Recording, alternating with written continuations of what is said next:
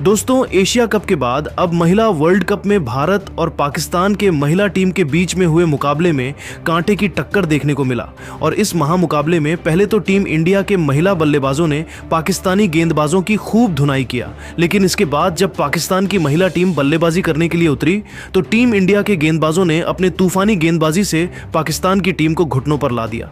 जी हां दोस्तों, इस वीडियो में हम आपको भारत और पाकिस्तान के महिला टीम के बीच में हुए धमाकेदार मुकाबले की पूरी हाइलाइट्स को बताएंगे।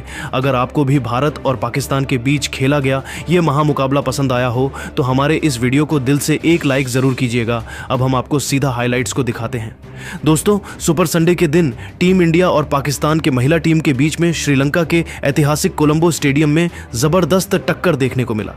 करोड़ों क्रिकेट फैंस इस मुकाबले का बेसब्री से इंतजार कर रहे थे और लंबे इंतजार के बाद आखिरकार वह समय आ ही गया कि दोनों टीमों की हर खिलाड़ी पूरी तैयारी के साथ मैदान पर उतरी। इस धमाकेदार मुकाबले को देखने के लिए पूरा स्टेट टीम इंडिया के फैंस तिरंगे को लहराते हुए भारतीय टीम का उत्साह बढ़ा रहे थे, तो वही पाकिस्तानी फैंस भी अपने झंडे के साथ अपने खिलाड़ियों का समर्थन करने के लिए मैदान में उपस्थित थे। इस मुकाबले में सिक्का उछाला गया तो किस्मत ने पाकिस्तान का साथ दिया और पाकिस्तान के कप्तान फातिमा सना ने टॉस जीतकर गेंदबाजी करने का फैसला कर लिया। वहीं भारतीय टीम को उन्होंने बल्लेबाजी करने के लिए आमंत्रित कर दिया। 3 बजते ही यह मुकाबला पूरी तरीके से शुरू हो गया तो टीम इंडिया की तरफ से ओपनिंग करने के लिए 2 खतरनाक बल्लेबाज स्मृति मंधाना के साथ प्रतिका रावल की खतरनाक जोड़ी मैदान पर उतरी। दोनों बल्लेबाजों के कंधों पर भारतीय टीम को अच्छी शुरुआत दिलाने की जिम्मेदारी थी। वहीं दूसरी तरफ पाकिस्तान की तरफ से गेंदबाजी करने के लिए पहले ओवर लेकर आई सादिया इकबाल की पहले ही गेंद पर प्रतिका रावल ने तगड़ा प्रहार किया और तेजी से दौड़कर 2 रन पूरी कर लिए। इसी के साथ टीम इंडिया का खाता खुला। फिर सिंगल डबल की सहायता से स्मृति और प्रतिका टीम इंडिया के स्कोर को आगे बढ़ा रहे थे, लेकिन 5वें गेंद पर स्मृति ने जबरदस्त प्रहार किया और गेंद बाउंड्री को पार करते हुए 4 रनों के लिए चली गई। यह भारतीय टीम के इस पारी का पहला बाउंड्री था। स्मृति और प्रतिका रावल ने मिलकर पहले ओवर में 8 रन जोड़ डाली और भारतीय टीम को अच्छी शुरुआत दिलाई। पाकिस्तान के कप्तान फातिमा ने दूसरे ओवर में गेंदबाजी करने के लिए डायना बैग, लेकिन प्रतिका रावल ने उनकी जमकर धुनाई कर दिया। खतरनाक बल्लेबाजी करते हुए प्रतिका रावल ने ओवर की चौथी गेंद को लेग साइड की दिशा में धकेल दिया और उन्हें चौका मिल गया। फिर अगली गेंद को भी चौके में तब्दील कर दिया। इसके बाद भी उनका तूफान रुकने का नाम नहीं लिया और ताबड़तोड़ अंदाज में बल्लेबाजी करते हुए ओवर की अंतिम गेंद पर एक और तगड़ा चौका लगाकर डायना बैग को खून के आंसू रोने के लिए मजबूर कर दिया। डायना बैग का यह ओवर पाकिस्तान के लिए काफी महंगा साबित हुआ और उन्होंने अपने इस ओवर में 12 रन लुटा दिए। 2 ओवर की समाप्ति के बाद टीम इंडिया का स्कोर बिना किसी विकेट के नुकसान पर 20 रनों तक पहुंच गया था। प्रतिका रावल और स्मृति मंधाना दोनों बल्लेबाज पूरी तरीके से मैदान पर सेट हो चुकी थी और तेजी से रन बटोरते हुए टीम इंडिया के स्कोर को आगे बढ़ा रही थी, जबकि दूसरी तरफ पाकिस्तान की टीम को विकेट की तलाश थी। दोस्तों, स्मृति और प्रतिका रावल दोनों बल्लेबाजों ने समझदारी के साथ बल्लेबाजी करते हुए टीम इंडिया के स्कोर को आगे बढ़ाया। दोनों खिलाड़ियों में से कोई ना कोई हर ओवर में बाउंड्री लग रहा था और पाकिस्तान की कोई भी गेंदबाज विकेट नहीं निकल पा रही थी। देखते ही देखते दोनों खिलाड़ियों के बीच में 40 से भी ज्यादा रनों की साझेदारी हो गई और 8 ओवर की समाप्ति के बाद टीम इंडिया का दोस्तों 9वें ओवर में पाकिस्तान की तरफ से गेंदबाजी करने के लिए विकेट की तलाश में खुद कप्तान फातिमा सना आई। यहां पर टीम इंडिया के दोनों बल्लेबाज सिंगल डबल की सहायता से स्कोर को आगे बढ़ा रही थी। तभी ओवर की अंतिम गेंद पर फातिमा सना ने खतरनाक गेंदबाजी करते हुए स्मृति मंधाना को LBW करके उन्हें पवेलियन का रास्ता दिखा दिया। इस तरीके से भारतीय टीम को पहला झटका लग गया और स्मृति 23 रनों की पारी खेलकर वापस लौट गई। स्मृति का विकेट गिरने के बाद अब प्रतिका रावल का साथ देने के लिए मैदान पर हरलीन देवल उतरी। दोनों महिला खिलाड़ियों के कंधों पर भारतीय टीम की पूरी जिम्मेदारी आ चुकी थी। हरलीन के चेहरे पर विकेट गिरने का दबाव बिल्कुल भी नहीं दिख रहा था और मैदान पर कदम रखते ही उन्होंने चौका जड़कर अपना खाता खोला। 10 ओवर की समाप्ति के बाद टीम इंडिया का स्कोर एक विकेट के नुकसान पर 54 रनों तक पहुंच गया था। 12वें ओवर में पाकिस्तान की कप्तान फातिमा सना ने रमीन शमीम के ऊपर भरोसा जताया और गेंदबाजी करने के लिए उनको भेज दिया। रमीन ने खतरनाक गेंदबाजी करते हुए यहां पर हरलीन और रावल दोनों बल्लेबाजों को खूब चकमा दिया और उन्हें एक रन के लिए तरसा दिया, लेकिन भारत के दोनों बल्लेबाजों ने समझदारी के साथ काम लेते हुए कोई भी रिस्क नहीं लिया। इस तरीके से रमीन शमीम ने अपने इस ओवर में सिर्फ 1 रन खर्च किया।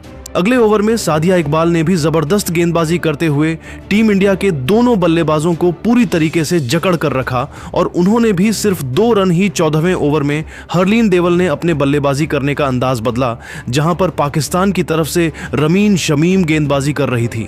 खतरनाक बल्लेबाजी करते हुए हरलीन देवल ने ओवर की पहली ही गेंद पर लॉन्ग ऑन ऑफ की दिशा में सनसनाता हुआ छक्का लगाकर टीम इंडिया के स्कोर को रॉकेट की रफ्तार से आगे बढ़ाई। 15वें ओवर में प्रतिका रावल ने भी शानदार बल्लेबाजी का नजारा पेश करते हुए ओवर की चौथी गेंद पर तगड़ा चौका लगाया, लेकिन दोस्तों इसके बाद अगले ही गेंद पर वह सादिया इकबाल की शिकार बन गई और क्लीन बोल्ड होकर वापस लौट गई। 15 ओवर की समाप्ति के बाद भारतीय टीम का स्कोर 2 विकेट के नुकसान पर 70 रन था। प्रतिका रावल के पेवेलियन लौट के बाद अब हरलीन देवल का साथ देने के लिए खुद भारत की कप्तान हरमनप्रीत कौर मैदान पर उतरी। हर किसी को उनसे एक बड़ी पारी की उम्मीद थी। हरमनप्रीत कौर ने मैदान पर कदम रखते ही सनसनाता हुआ चौका लगाकर अपने इरादे स्पष्ट कर दिए। 16 ओवर की समाप्ति के बाद टीम इंडिया का स्कोर 2 विकेट के नुकसान पर 72 रनों तक पहुंच गया था। 17वें ओवर में पाकिस्तान की तरफ से गेंदबाजी करने के लिए आई सादिया इकबाल, जहां पर भारत के दोनों बल्लेबाजों ने सिंगल डबल की सहायता से 3 रन जोड़े। 20वें ओवर में पाकिस्तान के कप्तान फातिमा सना ने गेंदबाजी में बदलाव किया और नसरा संधू को गेंदबाजी करने के लिए भेज दिया, जिनका स्वागत हरलीन देवल ने चौका लगाकर किया। 21वें ओवर में पाकिस्तान की तरफ से गेंदबाजी करने के लिए एक बार फिर से सादिया इकबाल आई, जहां पर टीम इंडिया के दोनों बल्लेबाजों ने सिंगल डबल की सहायता से मिलकर 3 रन जोड़े। 22वें ओवर में पाकिस्तान के कप्तान फातिमा सना ने रणनीति बनाई और फील्डिंग में बदलाव किया, साथ ही बॉलिंग अटैक पर नसरा संधू को लगाया, लेकिन हरलीन देवल ने ओवर की पहली गेंद पर जबरदस्त चौका लगाकर पाकिस्तान की सारी रणनीतियों पर पानी फेर दिया। फिर अगली गेंद पर उन्होंने एकल लेकर स्ट्राइक हरमनप्रीत कौर को दे दिया। हरमनप्रीत ने ओवर की तीसरी गेंद को ऑफ साइड की दिशा में धकेल दिया और चीते के रफ्तार से दौड़कर 2 रन पूरे कर लिए। अब भी स्ट्राइक हरमनप्रीत कौर के पास ही थी। उन्होंने शानदार बल्लेबाजी करते हुए 5वीं गेंद को लॉन्ग ऑफ की दिशा में धकेल दिया और गेंद बाउंड्री को पार करते हुए 4 रनों के लिए चली गई। इस तरीके से टीम इंडिया की दोनों बल्लेबाजों ने मिलकर इस ओवर से 11 रन ठोक डाले। 22 ओवर की समाप्ति के बाद टीम इंडिया का स्कोर, जहां एक छोर से हरलीन देवल चौके छक्के लगाकर टीम इंडिया के स्कोर को तेजी से आगे बढ़ा रही थी, तो वहीं दूसरी तरफ हरमनप्रीत भी कंधे से कंधा मिलाकर उनका भरपूर साथ दे रहे थे। लेकिन दोस्तों 25वें ओवर में डायना बेग ने खतरनाक गेंदबाजी करते हुए हरमनप्रीत कौर को अपने जाल में फंसाया और सिद्रा नवाज के हाथों कैच पकड़वाकर उन्हें पवेलियन का रास्ता दिखा दिया। इस तरीके से टीम इंडिया का तीसरा विकेट गिर गया और हरमनप्रीत को 19 रन बनाकर वापस लौट गई। दोस्तों एक छोर से टीम इंडिया के विकेट गिरते जा रहे थे, लेकिन हरलीन देवल अभी भी मैदान पर डटी हुई थी और उनके साथ देने के लिए अब मैदान पर जेमिमा रॉड्रिक्स उतरी। 25 ओवर की समाप्ति के बाद टीम इंडिया का स्कोर 3 विकेट के नुकसान पर 108 रन था। 27वें ओवर में पाकिस्तान की तरफ से गेंदबाजी करने के लिए आई डायना बेग। यहां पर ओवर की तीसरी ही गेंद पर जेमिमा रॉड्रिक्स आउट हो गई, लेकिन जो बॉल की वजह से उनका जीवन दान मिल गया, इसका भरपूर फायदा उठाते हुए उन्होंने अगली गेंद पर चौका जड़कर टीम इंडिया के स्कोर को 117 रनों तक पहुंचा दिया। दोस्तों हरलीन देवल और जेमिमा रॉड्रिक्स मजबूती के साथ मैदान पर अपना पैर जमाए हुए थे और पाकिस्तान के हर गेंदबाज की धुनाई करते हुए टीम इंडिया के स्कोर को आगे बढ़ा रही थी, जबकि दूसरी तरफ पाकिस्तान की टीम को विकेट की तलाश थी। दोनों बल्लेबाज लगभग हर ओवर में बाउंड्री लग रही थी और इसीलिए भारतीय टीम का स्कोर आगे बढ़ रहा था। मुकाबला आगे बढ़ता गया और 30 ओवर में भारतीय टीम का स्कोर 3 विकेट के नुकसान पर 136 रनों तक पहुंच गया। मुकाबला काफी ज्यादा रोमांचक चल रहा था, लेकिन दोस्तों मच्छरों की वजह से इस मैच को बीच में ही रोकना पड़ा और लगभग 10 से 15 मिनट तक मुकाबला रुका रहा। इसके बाद मुकाबला फिर से शुरू हो गया तो पाकिस्तान और भारत दोनों टीमें फिर से नई रणनीति के साथ मैदान पर उतरी। जैसे ही मुकाबला दोबारा से शुरू हुआ, तुरंत पाकिस्तान के कप्तान फातिमा सना ने गेंदबाजी करने के लिए रमीन शमीम को भेज दिया और यहां पर ओवर की पहली ही गेंद पर हरलीन देवल बड़ा सूट खेलने के चक्कर में सीधा गेंद को नसरा संधू के हाथों में मार बैठी। इस तरीके से हरलीन देवल की तूफानी पारी का अंत हुआ और वह 4 चौके और एक छक्के की सहायता से 46 रनों की ताबड़तोड़ पारी खेलकर वापस लौट गई। 34 ओवर की समाप्ति के बाद टीम इंडिया का स्कोर 4 विकेट के नुकसान पर 154 रन था। हरलीन का विकेट गिरने के बाद अब जेमिमा रॉड्रिक्स का साथ देने के लिए मैदान पर उतरी दीप्ति शर्मा। हरलीन का विकेट गिरने के बाद भी जेमिमा रॉड्रिक्स लगातार अपने ही अंदाज में बल्लेबाजी कर रही थी और अगले ओवर में जब पाकिस्तान की तरफ से गेंदबाजी करने के लिए नसरा संधू आई तो वहां पर उन्होंने तीसरी गेंद पर तगड़ा प्रहार करते हुए उसे बाउंड्री के बाहर भेज दिया। लेकिन दोस्तों, संधू ने जाते जाते इसी ओवर के अंतिम गेंद पर जेमिमा रॉड्रिक्स को अपना शिकार बनाया और एलबीडब्ल्यू करके उन्हें पवेलियन भेज दिया। जेमिमा 32 रनों की पारी खेलकर वापस लौट गई और भारतीय टीम का 5वां विकेट गिर गया। अब यहां से पाकिस्तान की टीम इस मुकाबले में मजबूत पकड़ बनाती हुई दिख रही थी और भारतीय टीम के लिए मुश्किलें बढ़ रही थीं। टीम इंडिया के 5 विकेट गिरने के बाद अब दीप्ति शर्मा और स्नेहा राणा मिलकर भारत की पारी को संभाल रही थी। 37वें ओवर में दोनों बल्लेबाजों ने मिलकर सिंगल डबल की सहायता से 4 रन जोड़े और टीम इंडिया के स्कोर को आगे बढ़ाया। 38 ओवर की समाप्ति के बाद टीम इंडिया का स्कोर 5 विकेट के नुकसान पर 166 रनों तक पहुंच गया था। 39वें ओवर में पाकिस्तान की तरफ से गेंदबाजी करने के लिए खुद कप्तान फातिमा सना आ गई और उन्होंने शानदार गेंदबाजी करते हुए इस ओवर में एक भी रन नहीं खर्च किया। 40वें ओवर में पाकिस्तान की तरफ से गेंदबाजी करने के लिए आई रमीन समीम। यहां पर टीम इंडिया के दोनों बल्लेबाजों से समय राणा और दीप्ति शर्मा ने सिंगल डबल की सहायता से 5 रन जोड़े। 41वें ओवर में पाकिस्तान के कप्तान फातिमा सना ने सादिया इकबाल के ऊपर भरोसा जताया और गेंद को उनके हाथों में थमा दिया, लेकिन इस बार स्नेहा राणा और दीपिका शर्मा ने उनकी जमकर धुनाई कर दी। ताबड़तोड़ अंदाज में बल्लेबाजी करते हुए दोनों खिलाड़ियों ने इस ओवर में 7 रन ठोक डाले, जिसमें स्नेहा राणा ने एक जबरदस्त चौका भी लगाया था। 43वें ओवर में डीपीटी शर्मा ने भी अपने बल्लेबाजी करने का अंदाज बदला। शुरुआत में तो सिंगल डबल की सहायता से ही काम चल रही थी, लेकिन ओवर की 5वीं गेंद पर उन्होंने तगड़ा प्रहार किया और गेंद बाउंड्री को पार करते हुए 4 रनों के लिए चली गई। 45वें ओवर में पाकिस्तान के कप्तान फातिमा सना ने फील्डिंग में बदलाव किया और विकेट की तलाश में गेंदबाजी करने के लिए एक बार फिर से खुद ही आ गई, लेकिन स्नेह राणा ने ओवर की पहली ही गेंद पर सनसनाता हुआ चौका लगाकर पाकिस्तान के सारे रणनीतियों पर पानी फिर दिया।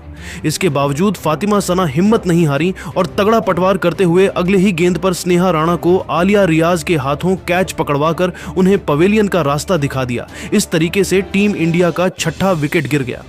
स्नेहा भारतीय टीम के लिए 20 रन बनाकर वापस। स्नेहा का विकेट गिरने के बाद अब दीप्ति शर्मा का साथ देने के लिए मैदान पर उतरे wicket keeper Richa Ghosh. 45 over की समाप्ति के बाद टीम इंडिया का स्कोर 6 विकेट के नुकसान पर 203 रनों तक पहुंच गया था। यहां से लग रहा था कि भारतीय टीम पाकिस्तान के सामने कम से कम 250 रनों का स्कोर खड़ी कर सकती है। लेकिन दोस्तों, तभी अगले ही ओवर में पाकिस्तान की तरफ से खतरनाक गेंदबाजी करते हुए डायना बैग ने दीप्ति शर्मा को आउट करके टीम इंडिया को 7वां झटका दे दिया। दीप्ति शर्मा 25 रन बनाकर वापस लौट गई। लेकिन दोस्तों, इसके बाद ऋचा घोष ने श्री चरणी के साथ मिलकर अटैकिंग पारी खेलना शुरू कर दिया। 47वें ओवर में पाकिस्तान की तरफ से गेंदबाजी करने के लिए आई कप्तान फातिमा सना, जहां पर ओवर की चौथी गेंद पर ऋचा घोष ने गगनचुंबी छक्का लगाकर टीम इंडिया के स्कोर को रॉकेट की रफ्तार से आगे बढ़ाया। लेकिन यह तो सिर्फ ट्रेलर ही था। अगले ओवर में जब पाकिस्तान की तरफ से गेंदबाजी करने के लिए डायना बैग आई, तब वहां पर ऋचा घोष ने उनकी धज्जियां उड़ाकर रख दिया।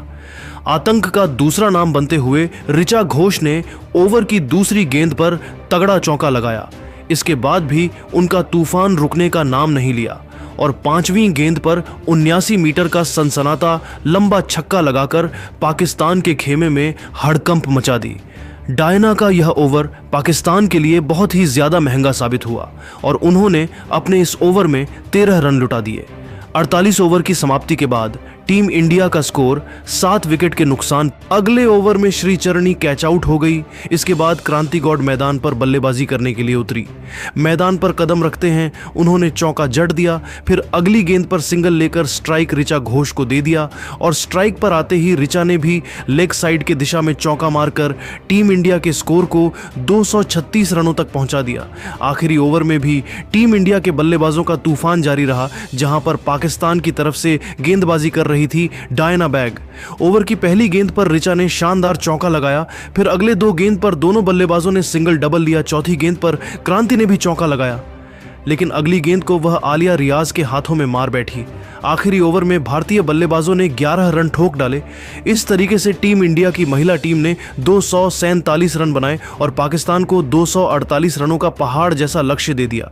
टीम इंडिया की तरफ से सबसे ज्यादा 46 रन हरलीन देओल ने बनाए, वहीं ऋचा घोष ने 35 रनों का योगदान दिया तो दीप्ति शर्मा ने 25 रन और जेमिमा रोड्रिग्स ने 248 रनों के पहाड़ जैसे लक्ष्य को हासिल करने के लिए पाकिस्तान की तरफ से दो खतरनाक बल्लेबाज मुनीबा अली और सदाफ शमास की खतरनाक जोड़ी मैदान पर उतरी। दोनों बल्लेबाजों के कंधों पर पाकिस्तान को तेज शुरुआत दिलाने की जिम्मेदारी थी। वहीं दूसरी तरफ टीम इंडिया की तरफ से गेंदबाजी करने के लिए पहले ओवर लेकर आई रेणुका सिंह ने शानदार गेंदबाजी का नजारा पेश कर रही थी। उनकी खतरनाक गेंदबाजी के सामने पाकिस्तान के दोनों बल्लेबाज मिलकर पहले ओवर में सिर्फ 2 रन बना सकी। दूसरे ओवर में टीम इंडिया के कप्तान हरमनप्रीत कौर ने गेंदबाजी करने के लिए क्रांति गौड़ को भेज दिया। यहां पर भी पाकिस्तान की दोनों बल्लेबाज एक भी बाउंड्री नहीं लगा सकी। तीसरे ओवर में टीम इंडिया के कप्तान हरमनप्रीत कौर ने रेणुका सिंह के ऊपर एक बार फिर से भरोसा जताया और बॉलिंग अटैक पर उन्हें लगाया। यहां पर भी रेणुका ने खतरनाक गेंदबाजी करते हुए मुनीबा अली को खूब चकमा दिया और उन्हें एक एक रन के लिए तरसा दिया। 3 ओवर में पाकिस्तान का स्कोर बड़े ही मुश्किल से सिर्फ 5 रन बन सका और यहीं से पाकिस्तान की टीम पर दबाव बनना शुरू हो गया था। चौथे ओवर में टीम इंडिया की तरफ से विकेट की तलाश में गेंदबाजी करने के लिए आई। इस बार भी वह खतरनाक गेंदबाजी करते हुए पाकिस्तान की दोनों बल्लेबाजों को खूब परेशान कर रही थी। ओवर के अंतिम गेट मुनीबा अली के पैड से लगी भारतीय टीम की तरफ से यहां एलबीडब्ल्यू के लिए अपील किया गया, लेकिन अंपायर ने आउट नहीं दिया। तभी दोस्तों पीछे से विकेट कीपर ऋचा घोष ने गेंद को पकड़कर स्टंप पर दे मारा और बड़े स्क्रीन पर यह साफ देखा गया कि तब तक मुनीबा अली क्रीज से बाहर हो चुकी थी और थर्ड अंपायर ने रन आउट दे दिया। इस तरीके से पाकिस्तान की टीम को पहला झटका लग गया और मुनीबा अली अपनी टीम के लिए सिर्फ 2 रन बनाकर निराश मन से वापस लौट गई। मुनीबा अली का विकेट गिरने के बाद सदाफ शमास का साथ देने के लिए मैदान पर उतरी सिद्रा अमीन। दोनों बल्लेबाजों के कंधों पर पाकिस्तान की पूरी जिम्मेदारी आ चुकी थी। अमीन ने मैदान पर कदम रखते ही 5वें ओवर के अंतिम गेंद पर चौका लगाया, जो कि पाकिस्तान के इस पारी का पहला बाउंड्री था। 6 ओवर की समाप्ति के बाद पाकिस्तान का स्कोर 1 विकेट के नुकसान पर 18 रन था। 8वें ओवर में टीम इंडिया की तरफ से गेंदबाजी करने के लिए एक बार फिर से क्रांति गौड़ आई और आते ही इस बार उन्होंने सदाफ शमास को कैच आउट करके उन्हें पवेलियन का रास्ता दिखा दिया। इस तरीके से 8वें ओवर में ही पाकिस्तान का दूसरा विकेट गिर गया। अब आलिया रियाज और अमीन मिलकर पाकिस्तान की पारी को संभाल रहे थे और दोनों बल्लेबाजों के कंधों पर पाकिस्तान की पूरी जिम्मेदारी आ चुकी थी। जिस तरीके से शुरुआत में ही पाकिस्तान के 2 विकेट गिर चुके थे, इसका पूरा दबाव पाकिस्तान की टीम पर नजर आया और अगले 3-4 ओवर तक पाकिस्तानी टीम एक रन बनाने के लिए तरस गई। 10 ओवर की समाप्ति के बाद पाकिस्तान का स्कोर 2 विकेट के नुकसान पर सिर्फ 25 रन ही बन पाया। अगले ओवर में रेणुका सिंह ठाकुर के हाथों में एक बार फिर से गेंद को थमाया गया और यहां पर रेणुका ने तूफानी गेंदबाजी करते हुए सिर्फ 1 रन ही खर्च किया। तभी दोस्तों 12वें ओवर में हरमनप्रीत कौर ने क्रांति गौड़ को गेंदबाजी करने के लिए भेज दिया और क्रांति ने ओवर की पहली गेंद पर आलिया रियाज को दीप्ति शर्मा के हाथों कैच पकड़वाकर उन्हें पवेलियन की तरफ भेज दिया।